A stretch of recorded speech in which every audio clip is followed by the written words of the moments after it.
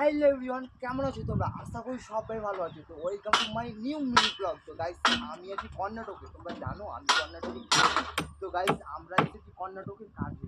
আর যে কোম্পানিতে আছি ওই কোম্পানির নাম হচ্ছে ইসি। তো গাইস, এখানে যে দেখতে পাচ্ছি কাজ করছে, এইগুলো হচ্ছে টাওয়ারের কন্ডিশন, মানে কলম। ঠিক আছে, এইদিকে দেখো 75। কালকে আমরা স্যান্ডিং করলাম, রাতে কারেন্ট করেছি, তারপরে এখন রিপেয়ারিং করছে। হ্যাঁ গাইস, এই জায়গা থেকে যে জায়গাটা তাকে ওই জায়গাটা হয়।